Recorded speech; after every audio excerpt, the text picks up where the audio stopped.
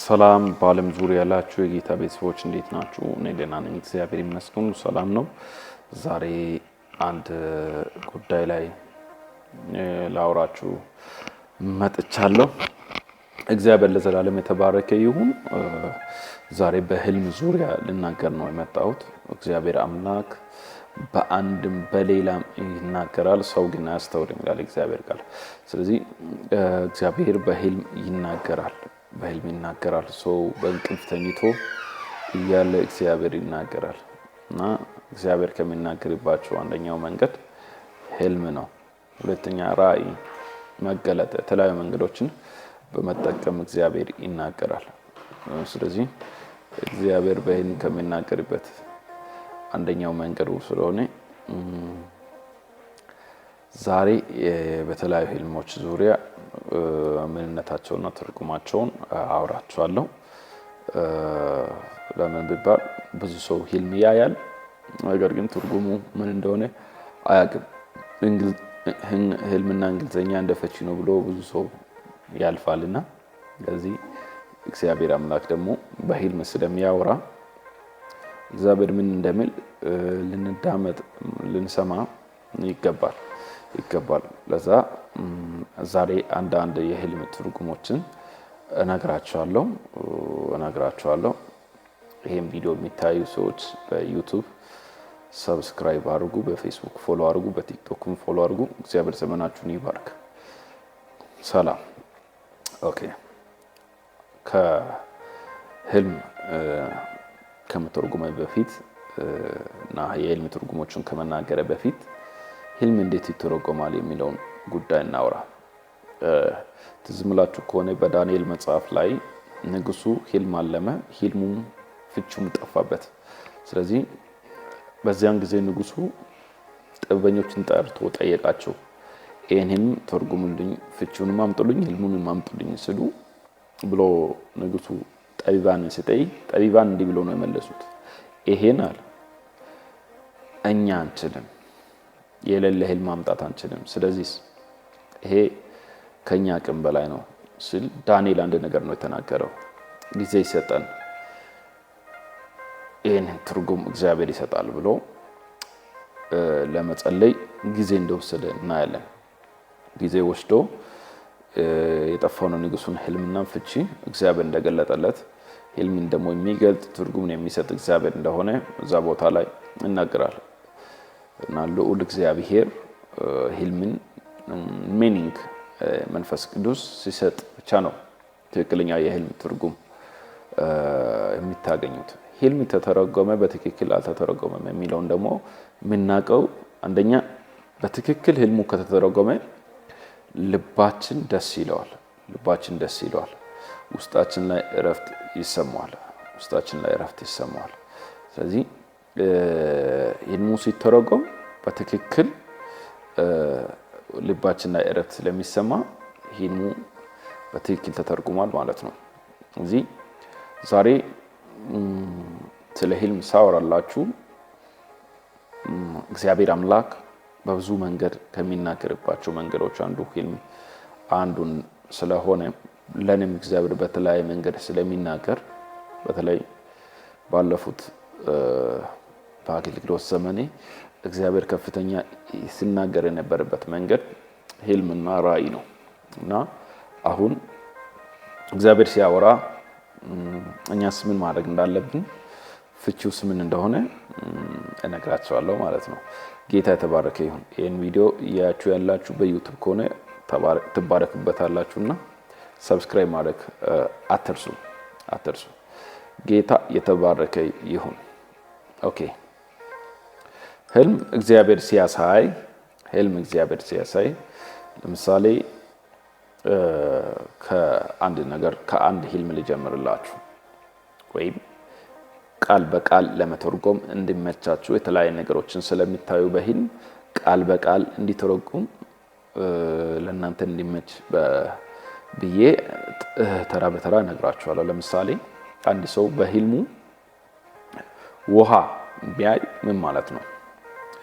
ውሃ ቢያይ ምን አይነት ውሃ ነው የሚለው መጀመሪያ ዳይሬክት ንጹህ ውሃ ከሆነ የእግዚአብሔር መንፈስ በውሃ ላይ ሰፎ ነበረ ይላል። ስለዚህ ሆሊ ስፒሪት ነው፣ መንፈስ ቅዱስ ነው። ድፍርስ ከሆነ ግን ሰውየው ድካም ውስጥ ኃጢአት ውስጥ እንደገባና መመለስ እንዳለበት እየተናገረ ነው። ስለዚህ ውሃ ሲባል ሁሉ ውሃ መንፈስ ቅዱስ አይደለም። ንጹህ ውሃ ስለ መንፈስ ቅዱስና ስለ መንፈስ ቅዱስ አገልግሎት ሊያሳይ ይችላል። ድፍርስ ከሆነ ግን ቆሻሻ ነው። ኦልሬዲ ከኃጢአት ጋር ተገናኘ ነገር እንደሆነ ነው የሚያሳየው። ሌላው በህልማችሁ ደግሞ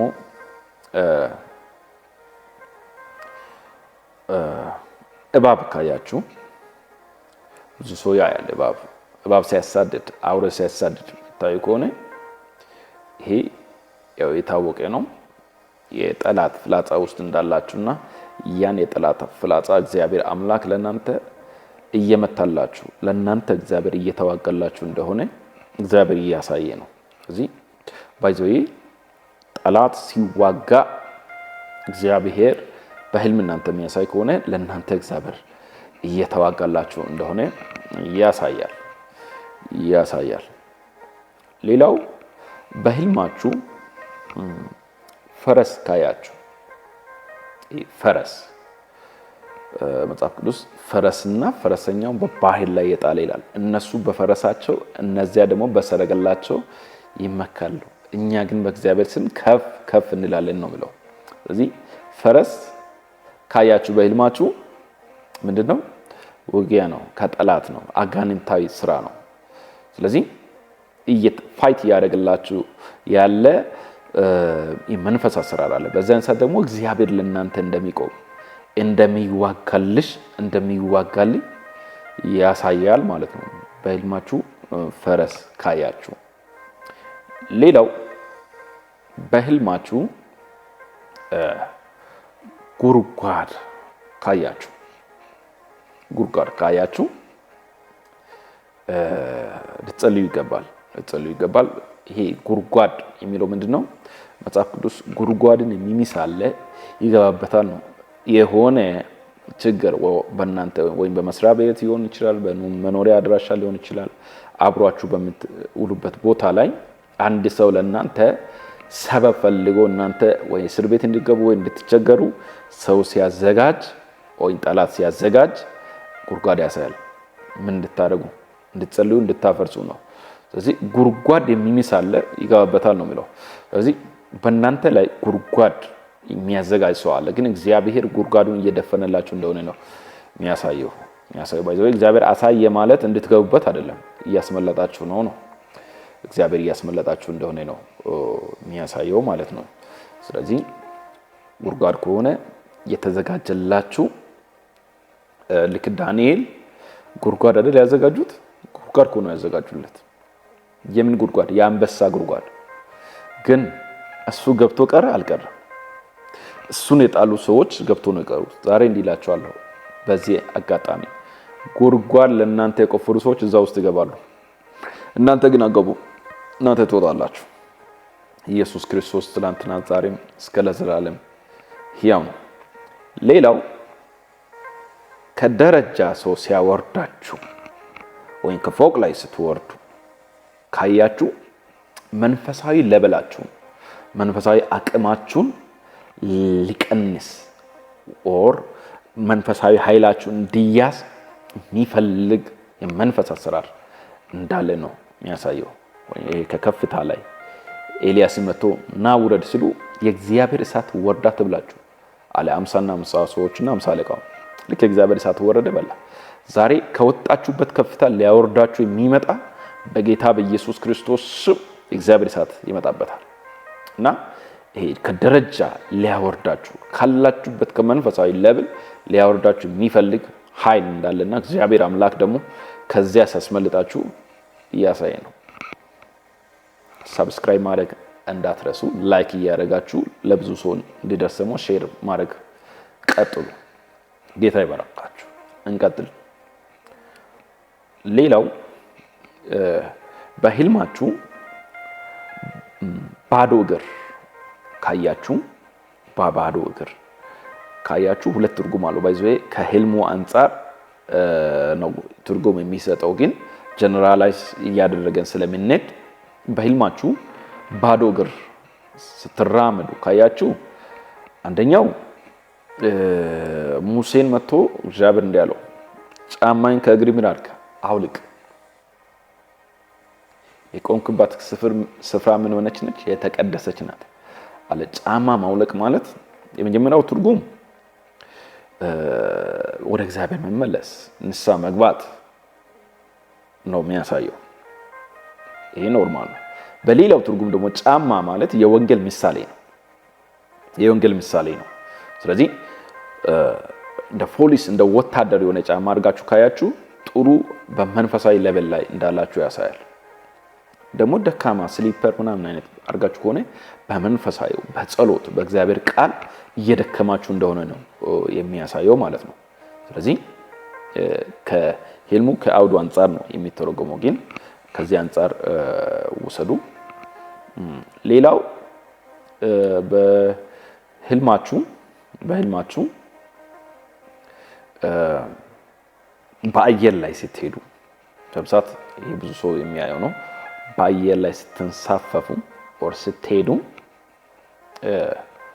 ካያችሁ መጽሐፍ ስለ ንስር ሲናገር ንስር ከፍ ከፍ ባለች ጊዜ ይላል በፈረሱና በፈረሰኛው ላይ ምን ትሆናለች? ትስቃለች ነው የሚለው። እግዚአብሔር የሆነ የሳቅና የደስታ የከፍታ ጊዜ ያዘጋጅላችሁ እንደሆነ ነው የሚያሳየው ማለት ነው። እዚህ እንደ ንስር ከፍ ከፍ ማለት ትጀምራላችሁ ማለት በህልማችሁ ከፍታ እግዚአብሔር እያሳየ ከሆነ ከፊታችሁ እግዚአብሔር በስራችሁ በኑራችሁ በእድሜያችሁ ላይ ያዘጋጀው ከፍታ እንዳለ ያሳያል ማለት ነው። ክብር ለኢየሱስ ይሁን። ኢየሱስ ጌታ ነው። ከዚህ ሰዓት ጀምሮ ከፍታችሁ ይጨምር። በስራ ከፍ፣ በአገልግሎት ከፍ፣ በኑሮ ከፍ በኢየሱስ ስም ማለት ይሁንላችሁ። ቀጣዩን ክፍል ከመቀጠል ላይ በፊት ይሄን ዩቲዩብ፣ ቲክቶክ፣ ፌስቡክ ፎሎ ያላደረጋችሁ ሰብስክራይብ ያላደረጋችሁ በጌታ ፍቅር ሰብስክራይብ በማድረግ ይህን አገልግሎት ከኔ ጋር ሼር በማድረግ ማገልገል ትችላላችሁ። ኢየሱስ ጌታ ነው። ፕሮፌት ደሳለኝ ደበበ የሚል ዩቲዩብ አካውንት ሰርች በማድረግ ሰብስክራይብ ብታደርጉ ብዙ መንፈሳዊ በረከቶችን ትካፈላላችሁ ማለት ነው። ከዚህ በፊትም እንደምናደርገው ደግሞ በዓል ሰሞን ላይ ደሆችን የሚረዳበት ፕሮግራም አለ። ሜቢ ዩቲዩብ ላይ ገብታችሁ ማየት ትችላላችሁ። ብዙ ሰዎችን አንድነት በዘይት በስኳር በዱቄት እያገዝን ነው ያለ ነው። በበዓል ጊዜ አንድ ላይ ተባብረን እዚህ ለዛ የሚሆን አካውንት ከታች አስቀምጫለሁ። በዚህ ለገና በዓል የሚሆን ቁሳቁስ ከኔ ጋር አብሮ አቅም ለሌሉት ለመርዳት የምትፈልጉ በዚህ አካውንት ላይ በማስገባት በመታየቱ በዋትስአፕ ቁጥር በመደወል ደግሞ ከኔ ጋር አብረን መጸለይ እንችላለን ማለት ነው። ጌታ ዘመናችሁን ይባርክ። ሰላማችሁ ይብዛ። ይህ አገልግሎት ትልቅ ነው። ለምን ቃሉ ሲናገር ተርቤ አብልታችሁኛል፣ ተጠምቼ አጥታችሁኛል፣ እንግዳ ሆኜ ተቀብላችሁኛል፣ ታርዤ አልብሳችሁኛል ይላልና ከዚህ በፊትም እያደረገን ነው ያለ ነው። ብዙ ልብሶችን ለድሆች ካለን ሼር እያደረገን ነው ያለ ነውና በዚህ አገልግሎት ላይ መሳተፍ ትችላላችሁ። ጌታ ዘመናችሁን ይባርክ። ሌላው በህልማችሁ በጭቃ ውስጥ እየሄዳችሁ ከሆነ ኦሬዲ ምንድነው ላይፋችሁ ደክሞ ኦሬዲ በአንድ ጉዳይ ላይ ተይዞ ነው ያለው ነው። ያ ከተያዘበት ቦታ በጭቃ አቅማታችሁ ካላችሁበት መጽሐፍ ሲናገር ከረግረግ ጭቃ ወጣኝ ወዶኛልና አዳነኝ እና እግዚአብሔር እያዳናችሁ ነው እያወጣችሁ እንደሆነ ነው የሚያሳየው። በጭቃ ውስጥ ካላችሁ ማለት ነው። እና ይሄ በድካም ህይወት ውስጥ ኦሬዲ እየታገላችሁ ካላችሁበት እግዚአብሔር አምላክ እያወጣችሁ እንደሆነ ነው የሚናገረው። ሌላው በህልማችሁ ጥሬ ስጋ ጥሬ ስጋ እየበላችሁ ካያችሁ ሁለት አይነት ሚኒንግ አለው። የኛው አንደኛው ኤልያስ ምድር ሁሉ ራብ በሆነበት ጊዜ እግዚአብሔር አምላክ ኤልያስን ሂድና ፏፏቴው ላይ ተሸሸግ ይመግቡ ዘንድ ቁራዎችን መድብ ያለው ካለ በኋላ እንጀራና ስጋ ያመጣ ነበር ይላል። ስለዚህ የእግዚአብሔር ፕሮቪዥን ይመጣልሃል ወይ ይመጣልሻል ማለት ነው። ፕሮቪዥን የእግዚአብሔር አቅራቦት ይመጣላችኋል ማለት ነው። ሌላው ስጋ የሚለው ቃል ስጋዊነት እየገዛችሁ እንደሆነ በሌላው ትርጉም ማለት ነው። ከአውዱ አንፃር ነው ህልሞችን ተረጎሙት። በመልካምም በመጥፎም ሲሆን ከህልሙ አንፃር አንደኛው በመልካም ሲሆን አንደኛው ደግሞ በሌላኛው ሳይድ ስጋዊነት ከመንፈሳዊነት እየበለጠ እንደሆነ መንፈሳዊነትን መጨመር እንዳለባችሁ ያሳያል ማለት ነው። መንፈሳዊነትን በህይወታችሁ መጨመር ማሳደግ እንዳለባችሁ የሚያሳይ ነው ማለት ነው። ስለዚህ በህልማችሁ ልክ ስጋ ስትበሉ ካያችሁ ይሄን ነው የሚያሳየው። ሌላው በህልማችሁ እርቃናችሁን ሆናችሁ ወይ ልብስ ከእናንተ ላይ ሲነሳ ካያችሁ ምንድነው ጸጋችሁ ላይ ወይ አገልግሎታችሁ ላይ ወይ መንፈሳዊ ህይወታችሁ ላይ እንድትደክሙ የሚዋጋ ኃይል እንዳለ ነው ታውቃላችሁ።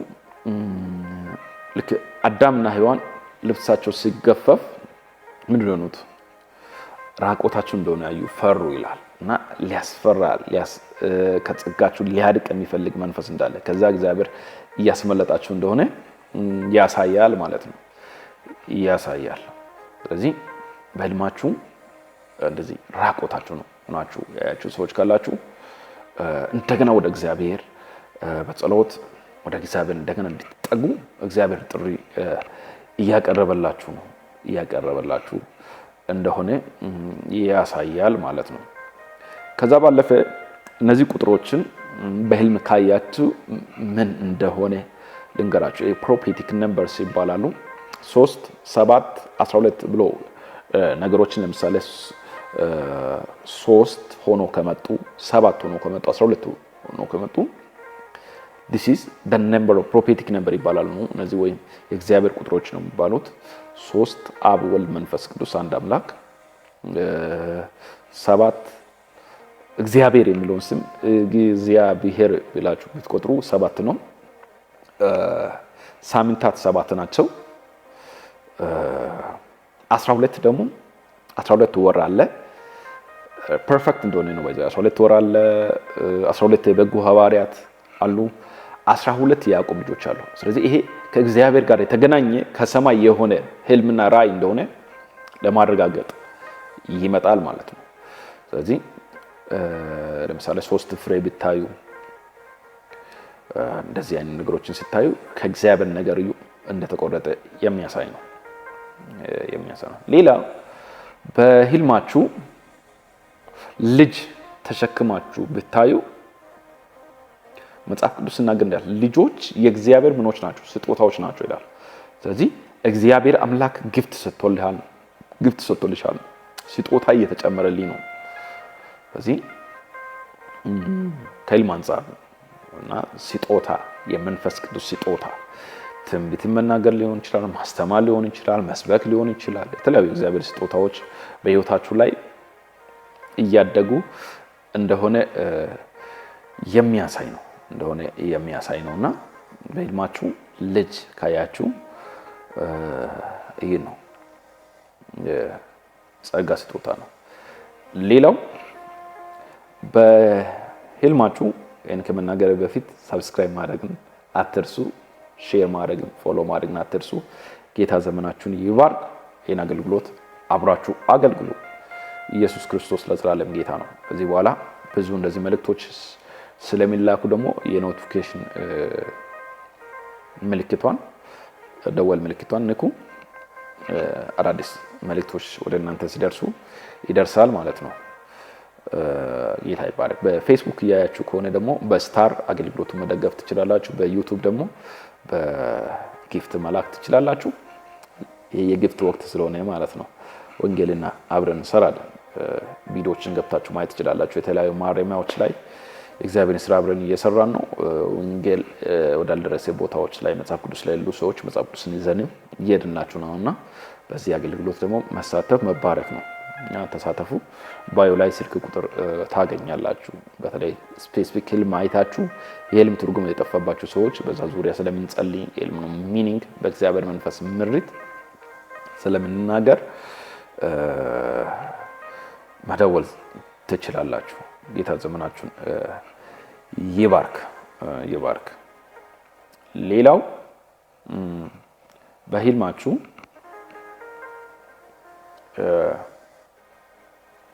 ደመና ካያችሁ በህልማችሁ ካያችሁ ክብር ነው። ደመና የእግዚአብሔር ክብር በህይወታችሁ የመጣ ነው እና ሙሴን እና የእስራኤልን ህዝብ እግዚአብሔር በቀን በምን አምድ በደመና አምድ ይመራቸው ነበር ይላል እና ኢየሱስ ክርስቶስ ልክ ሲጸልይ ደመና ከላይ ከእግዚአብሔር ዘንድ መጥቶ እንደጋረዳቸው ይናገራልና የእግዚአብሔር ክብር በህይወታችሁ እየተገለጠ እንደሆነ ነው የሚያሳየው። በህልማችሁ ደመና ካያችሁ የክብር ደመና ነው ማለት ነው። ክብር አለ ነው በህይወታችሁ። ሌላው በህልማችሁ ሞተር እየነዳችሁ ወይ ሞተር ላይ ሆናችሁ ካያችሁ አሁን ምንድነው የሚያሳየው ካላችሁ ስፒድ ነው። ነገራችሁ እየፈጠነ ነው እና እግዚአብሔር አምላክ እናንተ ነገር ያፍጥንላችሁ። ያንቺን ነገር ይፍጠን፣ ያንተ ነገር ይፍጠን። ነገራችሁ እየፈጠነ እንደሆነ ያሳያል ማለት ነው። ያሳያል። ስለዚህ ሞተር የሚፈጥን ነገር ነው። ስለዚህ ፕሮፌቲክ ዓለም ላይ የእናንተ ነገር እየፈጠነ እንደሆነ ያሳያል። ዮሴፍን ከእስር ቤት አስቸክሎት እንደምን እየቸኮለ ነው። ሰረገላው የመፍጠን ምልክት እንደሆነ ነው የሚያሳየውና ተባረኩልኝ። መልእክት የሰማችሁ ላልሰሙ ሰዎች